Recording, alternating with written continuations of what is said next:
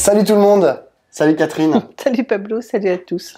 Petit débrief politique de la semaine. Il s'est quand même passé pas mal de choses. Ce qui retient le plus l'attention, c'est quand même le mouvement des agriculteurs et des agricultrices sur lequel on va revenir. Mais d'abord, c'est tombé à l'instant, il est vendredi 15h, la Cour internationale de justice a rendu sa décision, qui était très attendue après la plainte de l'Afrique du Sud. Je vais parler de 3 points distincts. La première chose, c'est que elle reconnaît de façon extrêmement forte et claire un risque génocidaire en Palestine, et donc elle met en garde contre ce risque génocidaire. Je rappelle qu'il ne s'agissait pas pour la Cour de se positionner sur le fait que c'était un génocide ou pas. Ça, c'est un processus qui est enclenché en parallèle, mais qui va prendre des années. Mais on lui demandait de se prononcer sur le risque génocidaire, ce qu'elle a fait. Et derrière, elle a pris des mesures conservatoires qui, hélas, ça, je pense qu'on ne peut que le regretter, sont excessivement abstraites. C'est-à-dire qu'elle dit il ne faut pas qu'Israël commette des actes de génocide. Bon, merci, mais sachant que pour savoir s'il y a un acte de génocide, ça va prendre des années à être documenté et instruit. Puis on peut le dire en préalable de tout et de tout le monde. Exactement, exactement. Voilà, la France ne doit pas commettre d'actes de génocide, c'est vrai de tous les États. Tout à fait. Bon, c'est un peu renforcé quand tu dis en préambule qu'il y a un risque génocidaire. Et le troisième point, et qui est aussi important, c'est que, outre ces mesures conservatoires assez abstraites, ils ne demandent pas de cesser le feu. Ce qu'ils auraient pu faire, c'était dans le panel des mesures conservatoires que la Cour aurait pu prendre, c'est demander un cessez-le-feu à Israël, ce qui n'a pas été fait. Et d'ailleurs, c'est ce qui est d'ores et déjà par certains experts, ce qu'ils trouvent dommageable.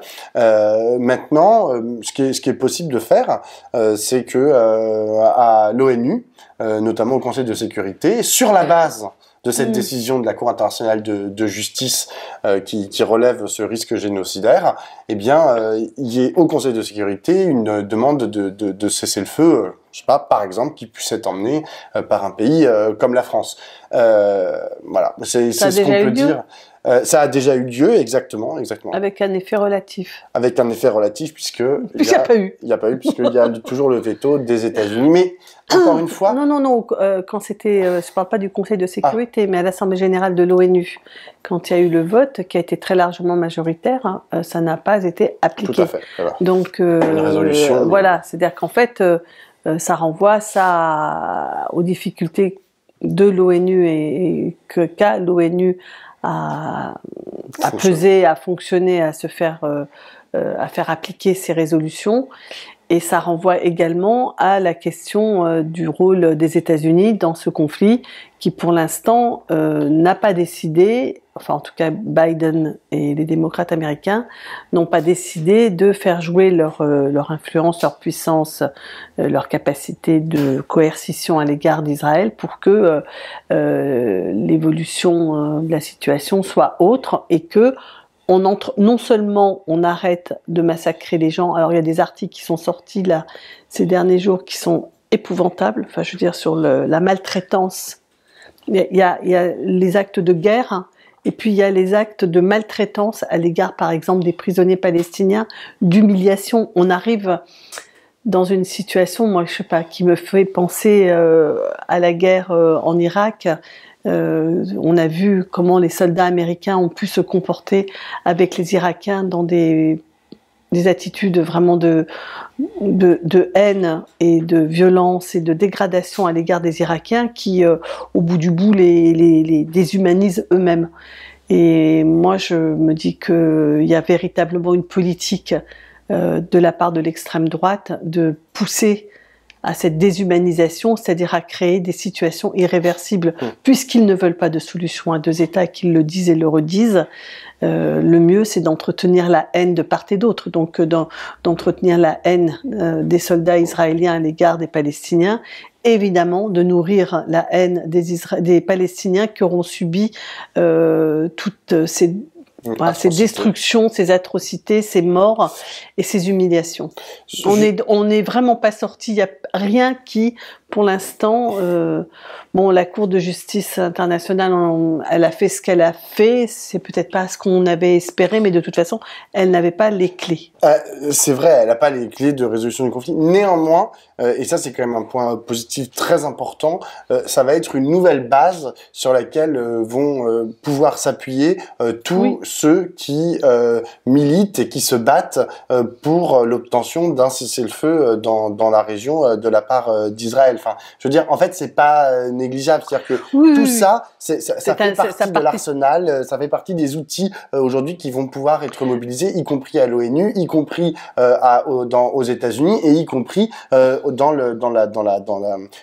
Israël. Et auprès de l'opinion publique internationale, qui est le seul endroit où ça se joue actuellement. Bon, on voit que Biden, par exemple, risque d'être en très très grande difficulté quand même avec la candidature Trump. Non, pas la candidature Trump, à l'intérieur de son camp. Oui. Non, mais c'est ça que je veux dire, c'est que dans son propre camp, les divisions sur le traitement du conflit et l'attitude du gouvernement américain vis-à-vis du gouvernement d'extrême droite de Netanyahou, c'est vraiment en train de fracturer le camp démocrate et d'obérer, à mon avis, lourdement la dynamique politique nécessaire pour gagner face au rouleau compresseur Trump. Je pense que voilà, on est dans le fait que l'administration américaine ne se mette pas en situation de proposer une sortie de cette crise, ça fait tout à fait les beaux jours de Trump. Et donc d'une certaine manière, Netanyahou a tout à fait intérêt à jouer cette carte-là aussi, quoi. Le deuxième sujet dont on voulait parler avant de parler du mouvement des agriculteurs, c'est la décision cette fois du Conseil constitutionnel français qui a été rendue hier dans l'après-midi et en gros qui retoque, qui censure 40% de la loi immigration qui avait été votée en décembre dernier. En gros, elle retoque exactement ce qu'on attendait que le Conseil constitutionnel retoque, c'est-à-dire ce qui apparaissait dès le vote de la loi comme totalement anti-constitutionnel, modulo, et c'est quand même important, certaines dispositions, comme ça a été notamment noté par certains acteurs du secteur sur l'ASE. En gros, lorsque vous êtes les mineurs non accompagnés vont pouvoir être expulsés, ne pourront plus être accompagnés par les structures étatiques, et de même la protection par l'ASE des 18-21 ans aussi, elle saute. Donc ils seront jetés à la rue, quoi. Et ceux qui étaient installés en France depuis avant l'âge de 13 ans étaient également non expulsables. Voilà. Ça, c'est terminé également. Donc, il y a des choses qui restent. Alors, il y a plusieurs... Moi, j'ai deux types de réflexions.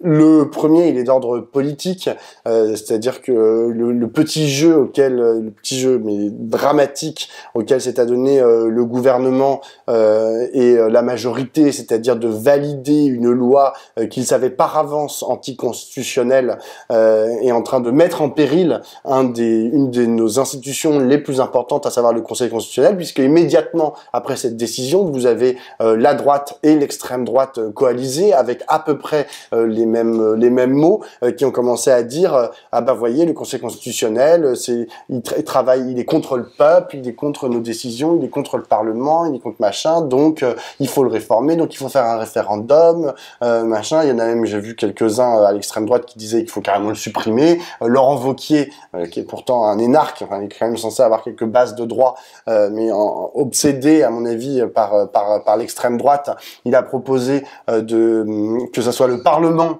qui ait le dernier mot plutôt que le Conseil constitutionnel, ce qui est juste complètement con. Enfin, dans ces cas-là, c'est plus le Conseil constitutionnel. Enfin, dans ces cas-là, c'est une case enregistreuse et derrière, le Parlement peut revenir dessus. Enfin, je veux dire, toute la droite, vraiment, est partie... C'est la remise en cause de l'existence même d'une Constitution. C'est-à-dire qu'en fait, qu'il y ait une norme supérieure aux lois et que... Exactement. Et de la Constitution de notre notre République. Enfin, notre République, elle est constitutionnelle. Enfin, je veux dire, c'est la base de notre République. Ça, c'était le premier point politique. Après, le deuxième point sur juste la décision du Conseil constitutionnel, je remarque que les raisons avancées, l'argumentaire avancé par le Conseil constitutionnel se fait uniquement sur des questions de forme. C'est-à-dire, c'est parce que la procédure parlementaire n'a pas été respectée et elle ne s'attaque jamais au fond.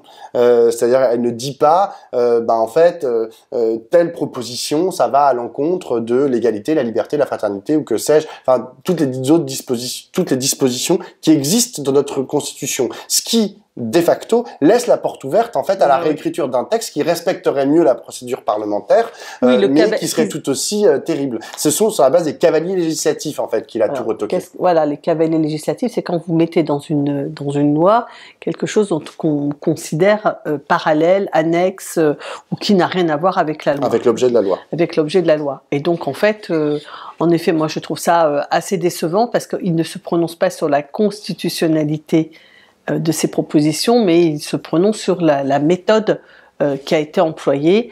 Ça me paraît être bien faible par rapport à leur fonction qui est de dire si c'est ou non compatible avec la Constitution.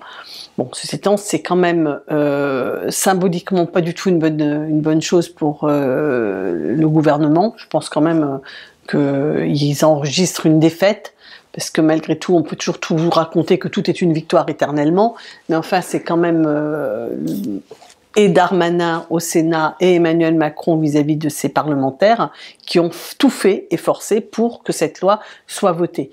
Donc là, ils se prennent quand même un petit caramel. Il n'est pas tout à fait formellement ce que nous aimerions, c'est-à-dire vraiment être déjugé sur le fond, mais néanmoins, le sujet, n'est pas clos. Alors, la droite va demander, en effet, une nouvelle loi, ou ils l'ont déjà demandé. Et puis, 2, ça ouvre, ce que tu viens de dire, un débat sur, finalement, tous les enjeux de... la loi française s'inscrit dans quoi ? Dans la Constitution française et dans le respect des traités internationaux et des lois, des lois européennes qui s'imposent à nous. Et c'est un sujet... c'est très inquiétant parce qu'en fait, c'est une question qui n'est pas franco-française. On la voit, on la retrouve par exemple si vous avez vu en Angleterre, le gouvernement conservateur anglais est en train d'avoir une idée absolument géniale qui est d'expulser tous les étrangers en situation irrégulière au Rwanda. Et évidemment, il y a un léger problème de compatibilité avec les lois européennes, il y a une partie des conservateurs qui disent on n'a qu'à s'en foutre, on n'a qu'à décider que nos lois sont supérieures aux lois européennes. Donc cette espèce d'ouverture qui en fait détricote encore un peu plus les protections, les lois internationales et donc ce qui fait notre possibilité d'organiser le monde se trouve mise à mal de plus en plus par la droite et l'extrême droite en France et pas seulement qu'en France. C'est ça qui est, je trouve, une grosse alerte sur la fragilisation de l'état de droit. Troisième sujet, le mouvement des agriculteurs qui a commencé il y a une dizaine de jours et qui a pris de l'ampleur cette semaine. En gros, c'est un mouvement qui est né dans le sud-ouest de la France. Des agriculteurs ont commencé à mener tout type d'actions plus ou moins violentes d'ailleurs, à la fois de boucher des routes. Ils ont mis une bombe. On peut pas appeler ça autrement, dans un bâtiment, alors qui était heureusement vide à ce moment-là, un bâtiment du ministère de l'Agriculture, et ça a quand même soufflé les 2 premiers étages. J'ai regardé des images, c'est quand même des gros dégâts. Ils déversent du lisier, du fumier dans des McDonald's, dans un McDonald's, devant la préfecture, etc. Et ils menacent maintenant depuis quelques jours de monter sur Paris. Sur ce, le gouvernement et un peu comme d'ailleurs c'est déjà arrivé, se dit oh là là, il faut qu'on réponde à la colère des agriculteurs. Alors il y a une réponse qui est quand même très originale, c'est celle de Gérald Darmanin, ministre de l'Intérieur, qui hier était sur le plateau de TF1 à 20h et explique que alors il ne faut surtout pas envoyer les CRS, il faut surtout pas leur faire de mal parce que on peut quand même pas envoyer les CRS pour répondre à la souffrance des agriculteurs. Ah bon, alors première fois que je l'entends dire ça. Oui, c'est ça. Je vais pas dire que je suis pas d'accord, hein, je suis assez d'accord avec ce qu'il dit, mais il y a un 2 poids 2 mesures avec l'ensemble de l'œuvre de Gérald Darmanin qui est quand même assez douloureux. On pense notamment à la fois aux Gilets jaunes, au mouvement des retraites, à ce qui s'est passé en juin à Sainte-Soline, ce qui s'est passé en juin dans les quartiers. C'est-à-dire que en fait, quand t'es noir, arabe, gilet jaune ou écologiste, là par contre, on répond à la souffrance en t'envoyant les CRS. Donc c'est du foutage de gueule à un niveau stratosphérique. Et en plus, il dit ça. Alors même, il y avait Gilles Boulot en face qui était là, il tombait de sa chaise. Je me dis qu'il raconte celui-là. Surtout qu'il dit, il y a la différence entre ceux-là, les agriculteurs et les autres, c'est que eux, ils n'ont jamais attaqué les forces de l'ordre et ils n'ont jamais attaqué les bâtiments publics. Ah bon? Il y a une bombe en fait dans un bâtiment public. Non mais c'est vraiment, c'est comment on dit, la vérité alternative de Donald Trump. Vraiment dans la vérité alternative. Donc bon, il y a cette réponse qui n'est pas une réponse violente. Hein, on a même vu les CRS quand même c'est une réponse conciliante. On va même une réponse conciliante. Hein, pour le moins des CRS qui encadraient les agriculteurs pour qu'ils aillent jeter du lisier sur la préfecture. Non mais on arrive à un niveau quand même de dinguerie totale. Mais à vrai dire pourquoi pas. Hein, mais dans ce cas-là, on fait ça pour tout le monde. Et la deuxième chose... En fait, je suis pas vraiment sûre que ce soit le boulot des CRS et des policiers que de faire ça. Moi non plus. Je veux dire, tu vois, oui, on n'est pas obligé de leur taper sur la gueule, mais on n'est pas obligé non plus de leur peindre leur banderole et de les aider à les porter. Le truc, c'est que ça arrivait après l'accident mortel qui a vu le décès d'une agricultrice et de sa fille, absolument dramatique, sur un barrage routier. Donc voilà, ils voulaient quand même encadrer du coup le trajet, mais voilà. Et la deuxième chose, c'est qu'ils vont essayer d'apporter des réponses politiques. Et c'est là que ça va être intéressant. Donc là, encore une fois, il est vendredi 15h. Donc à 18h, Gabriel Attal, le Premier ministre, va faire des annonces parce qu'il va essayer de répondre. Alors, c'est assez intéressant ce qui se passe parce qu'en fait, son interlocuteur principal à Gabriel Attal, c'est la FNSEA, qui est le principal syndicat d'agriculteurs en France, mais en vérité qui se bat surtout depuis des années pour l'intérêt de l'agro-industrie. D'ailleurs, le président de la FNSEA est le président du groupe Avril, qui est un groupe d'agro-business dans les oléagineux. C'est ceux qui font Puget, Le Sieur et tout ça. Oui, parce que Puget et Le Sieur, c'est la même boîte. Hein, je ne le savais pas, je l'ai appris il n'y a pas très longtemps. Ils sont concurrents, mais dans la même boîte, ils font tous de l'huile d'olive.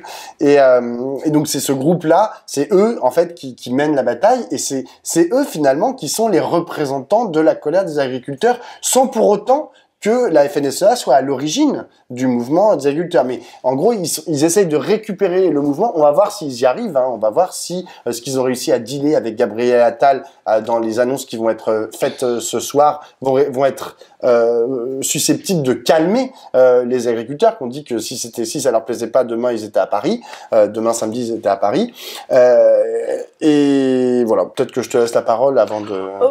Oui, moi je considère ce mouvement comme le premier vrai grand mouvement des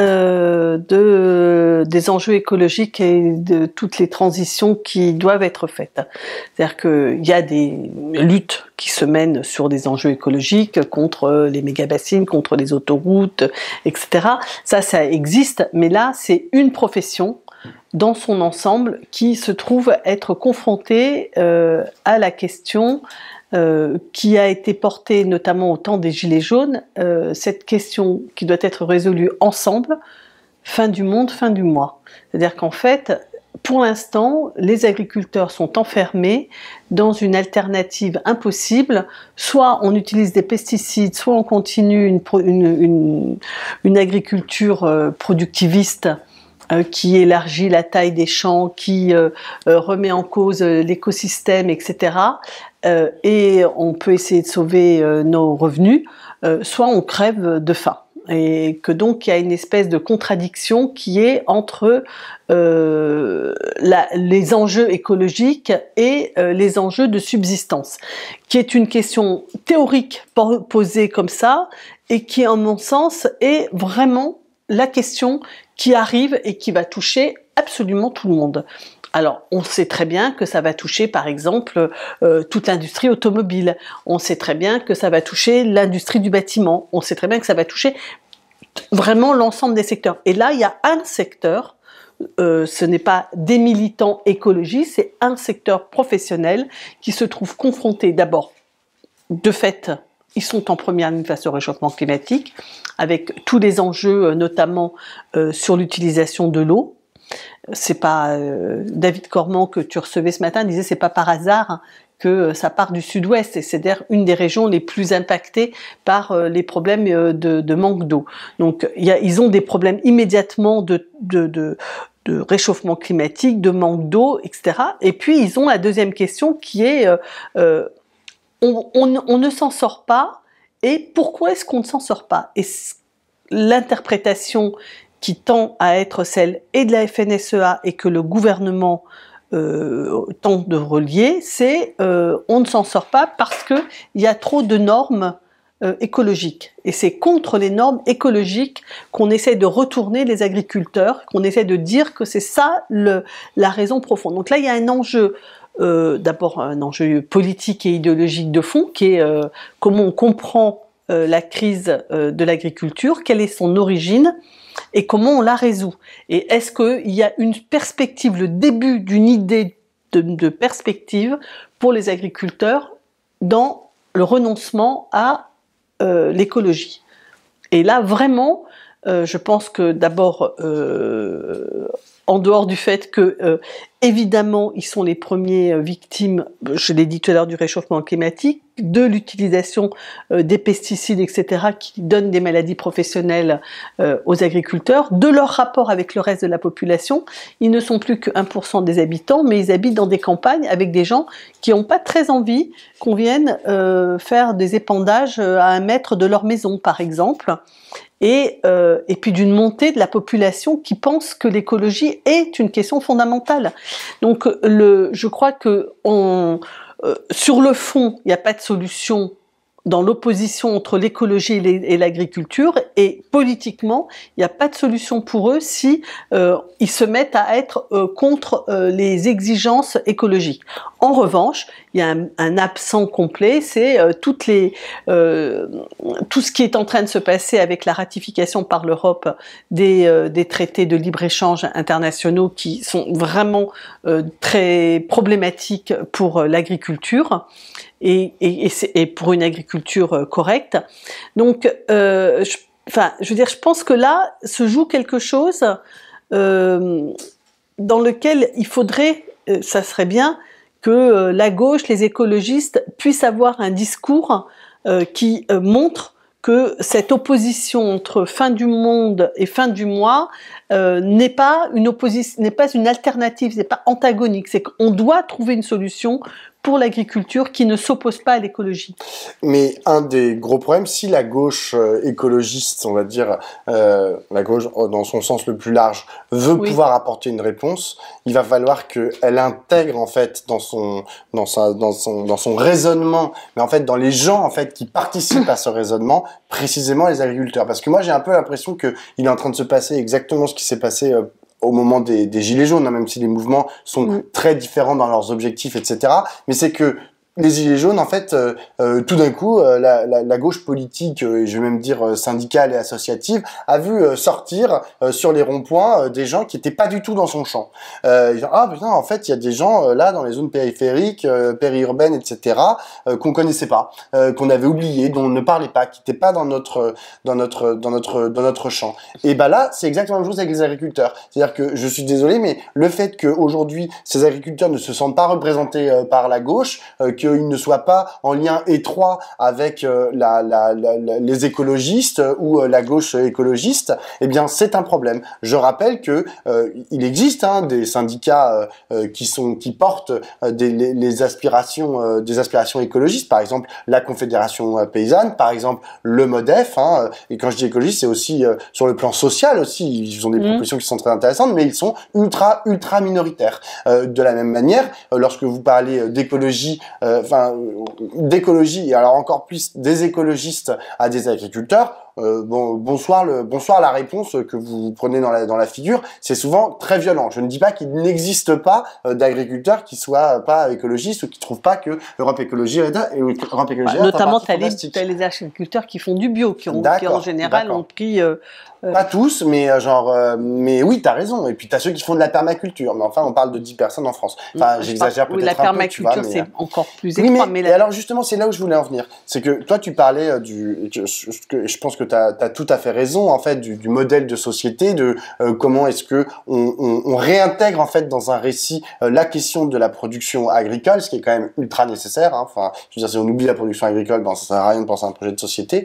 Mais après, t'as aussi la façon dont les agriculteurs, en fait, se pensent par rapport à ce qui s'est passé, par exemple, on va dire, ces 100 dernières années. Ces 100 dernières années, qu'est-ce qu'ils ont vu, en fait, les agriculteurs? Ils ont vu que la mécanisation leur a permis de plus se lever à 4 heures du matin et à faire les champs à 4 pattes dans les champs. Tu vas être à 4 pattes toute la journée et à se casser le dos et puis à crever à 50 ans parce que, leur travail a été trop pénible. Ça, c'est la mécanisation. Et après, ils ont vu l'arrivée des pesticides. C'est-à-dire que, en gros, les pesticides, c'est assez simple. C'est-à-dire que, au lieu, en gros, je force le trait exprès, mais au lieu d'aller couper les mauvaises herbes à la main systématiquement, au lieu de réfléchir en fait à de toutes petites parcelles, tout d'un coup, eh bien vous aviez la possibilité, via d'ailleurs la mécanisation, d'asperger sur des kilomètres assez rapidement et grâce à des pesticides et de passer qu'une seule fois par mois au lieu de passer tous les jours avec tes petites mains.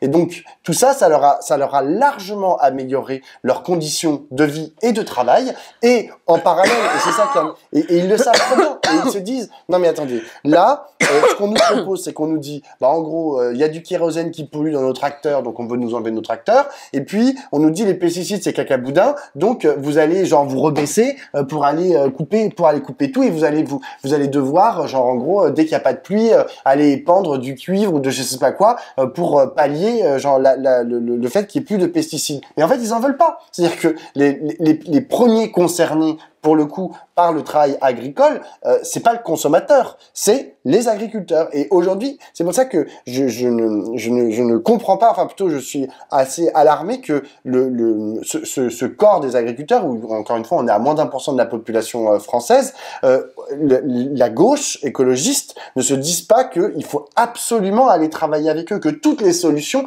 ça peut pas être des agronomes, des députés européens ou je ne sais pas quoi, qui pensent ces normes-là. Elles doivent venir en fait d'eux, donc on doit tous les construire ensemble, c'est-à-dire que collectivement, mais on peut pas se dire tiens, on va faire une norme écolo à la Commission européenne et puis tiens, elle est super et puis tiens, on va leur appliquer et puis tiens, ils sont pas d'accord, tant pis, on est obligé, c'est la nature, c'est la planète, il faut sauver la planète. C'est-à-dire c'est pas possible de penser comme ça, et aujourd'hui, c'est aussi contre ça qu'ils sont en colère. Et ils sont là, en fait, on est en train de faire des normes écolo dans notre dos, c'est-à-dire que les normes écolo, ça doit être eux qui les portent, sinon on fonce dans le mur.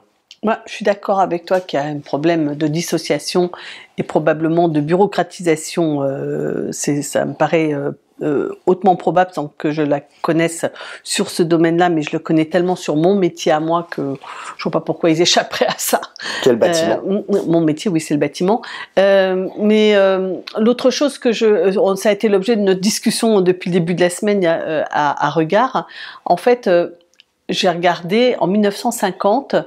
42% des revenus des ménages étaient consacrés à acheter des aliments.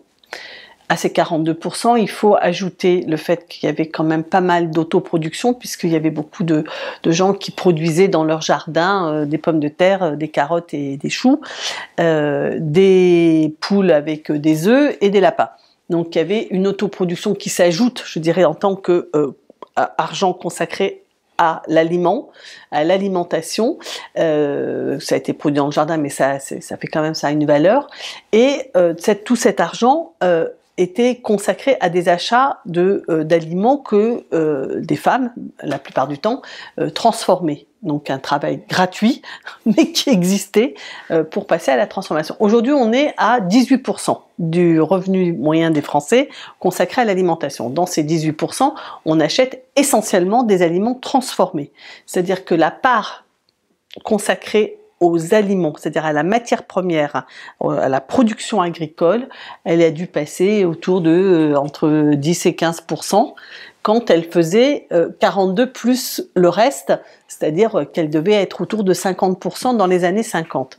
Alors je ne dis pas qu'il faut revenir à ça, mais ce que je veux dire, c'est qu'il y a quand même une évolution qui s'est produite et qui doit, je ne vois pas comment on peut s'en sortir si on continue de considérer aussi peu la matière première, les matières premières d'une façon générale.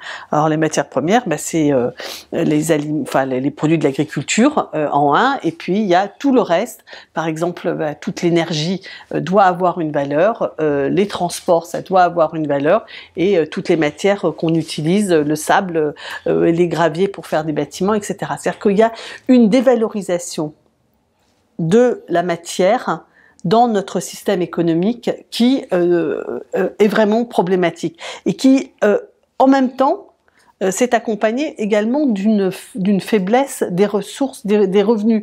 C'est-à-dire que c'est pas pour autant que les salaires ont beaucoup augmenté, même si les salaires en 50 ans, les revenus ont été multipliés par 3. Donc c'est quand même pas négligeable.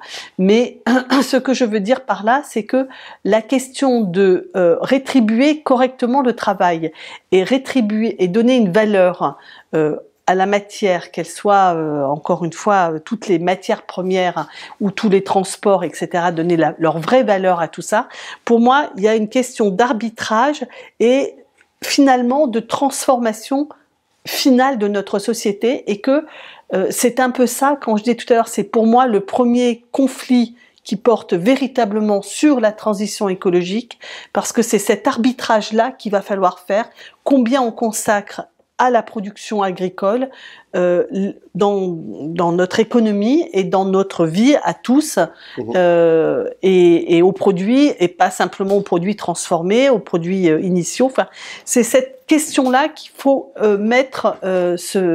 se mettre à débattre, et comme ça ne concerne pas que l'agriculture, mais que ça concerne encore une fois la taille des logements. On peut pas continuer d'avoir des logements qui grandissent et qui grossissent, parce que c'est un vrai problème.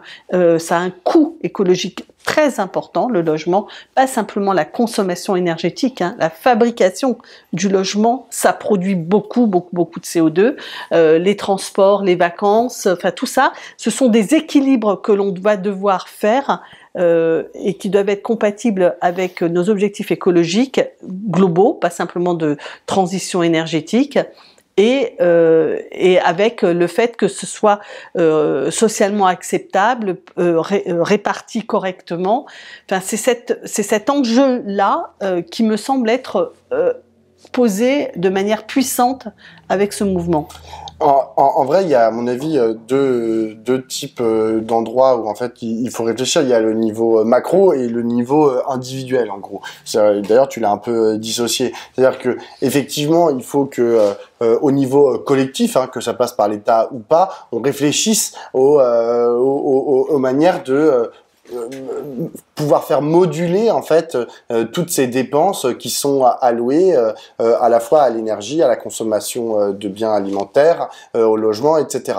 Mais le problème, c'est que quand on réfléchit à l'échelle individuelle, et très souvent en fait on en arrive là, c'est-à-dire que on arrive à j'ai vu une vidéo de Fabien Roussel qui disait c'est pas possible le prix du lait à ce prix-là, comment voulez-vous que pour un litre de lait derrière il y ait une rémunération correcte pour l'éleveur qui élève sa vache quand le prix il est à 1 euro le litre, enfin ça n'a aucun sens. Comment l'éleveur il peut pas l'avoir. Donc ça veut dire qu'il faut pas payer par exemple plus cher le lait.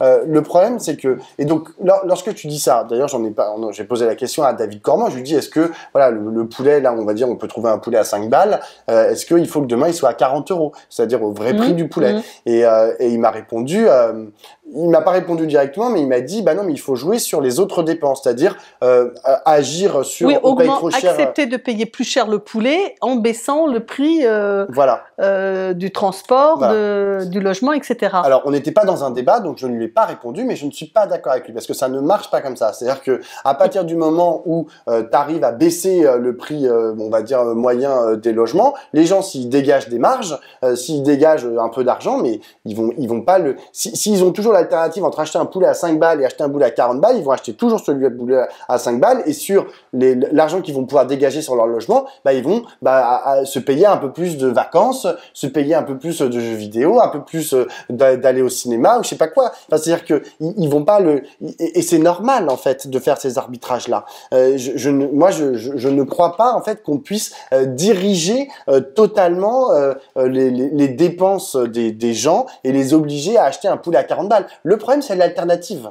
C'est qu'en fait il existe une alternative. Si demain je te dis Catherine, j'ai un appartement, tu vas l'acheter, je sais pas, je dis n'importe quoi, tu vas l'acheter 100 et puis à côté tu as à peu près le même appartement, bon il est un peu moins bien, etc. mais il coûte 10. Tu vas me dire, il y a un tout petit peu, bon c'est pas grave, je vais prendre celui à 10, je vais prendre celui à 100. Bon voilà, c'est ça le problème, c'est à partir du moment où tu as l'alternative, tu choisis toujours le moins cher et c'est normal et c'est naturel. À part quand tu es un milliardaire et que tu vas absolument acheter ta robe Dior et que ça sert à rien qu'elle coûte 10 000 balles. C'est vrai et c'est pas complètement vrai parce que par exemple, le développement du bio qui là souffre beaucoup parce qu'il y a des problèmes d'argent quotidiens, mais on a eu une montée du bio par exemple. Donc il y a quand même des gens qui ont fait le choix d'aller orienter leurs revenus vers davantage de bio. La montée de toutes les pratiques, on voit que les gens font davantage de cuisine, de bricolage, de réparation, de vélo. C'est-à-dire que cet autre mode de vie n'est pas réservé au monde ni des bobos ni des ultra pauvres. C'est-à-dire qu'il y a les gens très pauvres le font parce qu'ils n'ont pas le choix. Et puis les bobos le font par conscience écologique. Je pense que c'est quelque chose qui devient plus large que ça. C'est-à-dire qu'on voit. Mais t'as raison, mais c'est pas qu'une question d'argent. C'est-à-dire que ça contredit ce que tu dis. C'est que moi je pense que le fait que les gens ne consomment moins de bio, c'est parce que ça coûte cher, sûrement ça a une énorme importance, mais aussi parce qu'il y a une culture du bio qui est en train qui est en train d'être attaquée. C'est-à-dire que moi maintenant, tu vois, quand je vais à Carrefour, je vois bien en fait que bon, t'as les marques bio qui coûtent un peu plus cher, mais maintenant t'as plein d'autres marques, tu vois, avec des drapeaux français, des machins, des labels en fait qui sont sortis, qui ne sont pas, il y a pas le AB dessus, tu vois. Mais moi, je suis là, oh bon, c'est intéressant ça, vas-y, élevé français, pourquoi pas, pourquoi j'ai pas acheté ce steak là où il y a écrit élevé français en énorme, enfin tu vois, et je vois que moi qui achetais bio avant et j'ai pas gagné en pouvoir d'achat, mais dans ces 5 dernières années, mais aujourd'hui je suis attiré par d'autres types de labels qui ont pris de l'importance. Par exemple, français. La proximité. Quand je vois Seine-et-Marne, alors que je suis parisien, je me dis tiens, je vais acheter le truc Seine-et-Marne alors que c'est pas bio. Alors qu'avant, je pouvais acheter une salade bio qui venait d'Espagne. Ça, c'est voilà. Il y a aussi des évolutions qui sont comme ça. Qu'est-ce que tu penses de ce débat sur la surtransposition des normes écologiques européennes? C'est-à-dire quand elles sont transcrites dans le droit français, on leur met, on les renforce, on renforce l'exigence, le niveau d'exigence. Tu penses que c'est bien ou tu penses que c'est pas bien, toi?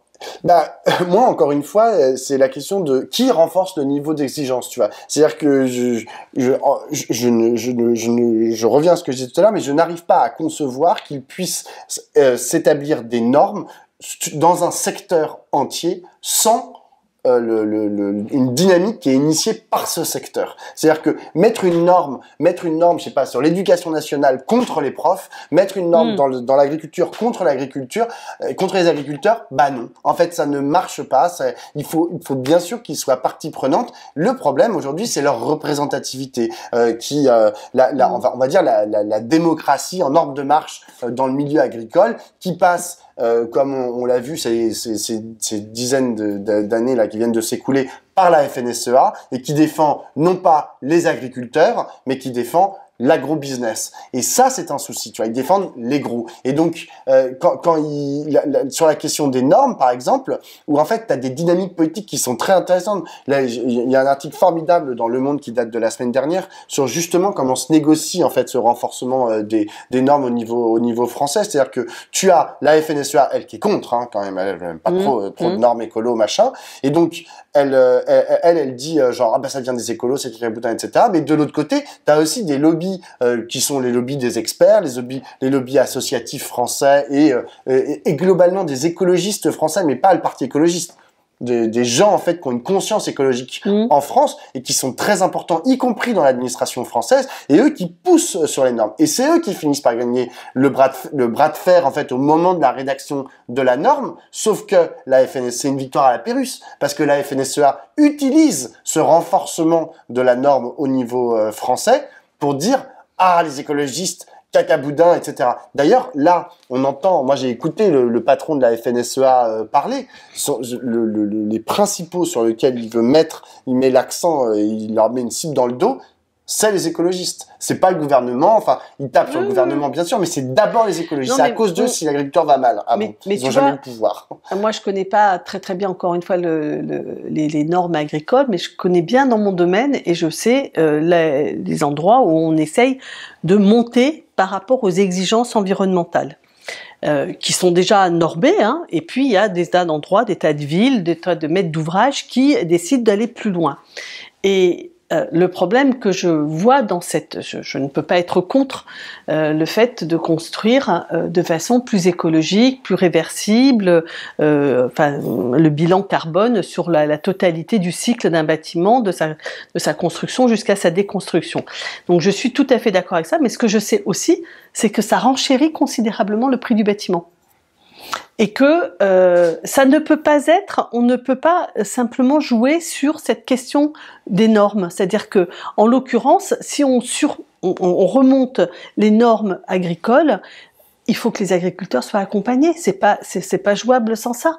Et quand on fait dans le bâtiment, quand on augmente les normes écologiques dans le bâtiment, bah il faut quand même qu'on se pose pour voir quelles sont les conséquences que ça a. Parce que quand le bâtiment a atteint de tels niveaux déjà de cherté, parce que le logement est extrêmement cher en France pour des tas de mécanismes dont on pourrait se parler une autre fois, mais entre autres choses, parce que le coût de construction a énormément augmenté. Et il a énormément augmenté aussi du fait des normes qui ont été données de toutes sortes, et dont des normes écologiques au sens large, par exemple de protection contre le bruit, de meilleure accessibilité pour les handicapés, de produits, d'interdiction d'un certain nombre de produits dont on sait très bien qu'ils sont cancérigènes, etc., etc.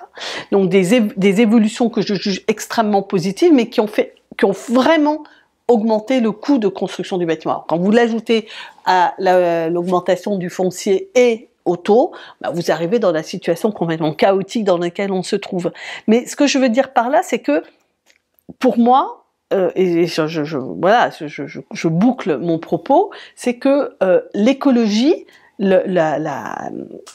cette exigence écologique qui est incontournable, ne peut pas se prendre séparément du reste des problèmes qui sont ceux des revenus des gens qui sont supposés acheter ces produits ou habiter ces logements et le système économique dans lequel ils se développent, c'est-à-dire à l'échelon national, à l'échelon international. Enfin, c'est un ensemble qu'on ne peut pas réduire à des questions normatives et de simplement de bonne volonté, etc. Il y a d'une transformation systémique que pour l'instant, je trouve, n'est pas dite, n'est pas racontée, n'est pas proposée, sauf de temps en temps quand Delphine Batho sort de sa boîte et qu'elle dit qu'elle veut de la décroissance, ou que Jean Covici nous fait une conférence pour nous dire à peu près la même chose. Sauf que l'un est pro-nucléaire et l'autre est anti, mais en dehors de ça, ils disent à peu près pareil.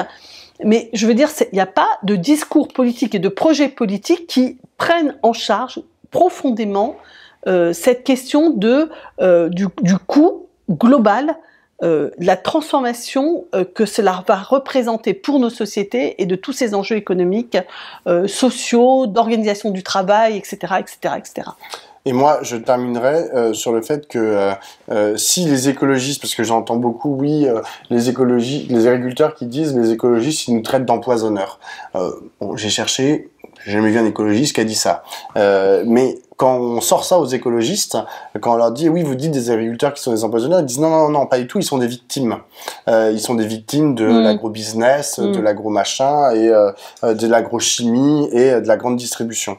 Mais en fait, ces deux discours, à la fois empoisonneur et victime, enfin, je veux dire, c'est hyper condescendant. Enfin, je veux dire, ils sont des acteurs, en fait. Ils sont des acteurs de leur vie, ils sont des acteurs de leur secteur. D'ailleurs, ils sont les acteurs principaux de leur secteur. Et même des actrices. Et même des actrices, non, mais exactement.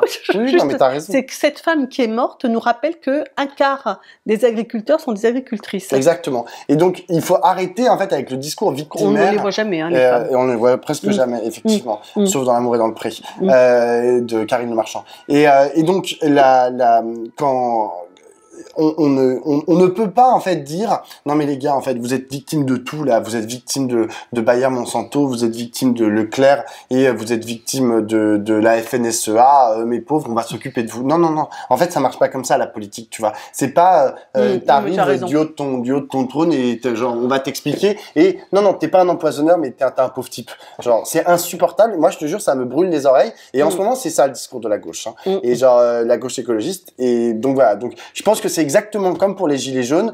Je dis pas que pour les gilets jaunes ça a résolu le problème de genre on a récupéré, on a mis dans notre logiciel la France périphérique, c'est-à-dire dans notre logiciel, c'est-à-dire qu'on les a ramenés, on a dit genre ces gens-là ils font partie, ils doivent être la gauche de demain. Et ben je pense que comme les gilets jaunes doivent être la gauche de demain, eh bien il faut que les agriculteurs ça soit aussi la gauche de demain. Mais ça rejoint la question du récit. Il faut un grand récit en fait pour pouvoir emmener, qui puisse emmener tout ça et dire au bout d'un moment tout ça, ça fait la France. Oui, ça ne peut pas. Cette affaire ne peut pas se conclure par une défaite de l'écologie. C'est impensable. Bon. Sur ce, à la semaine prochaine.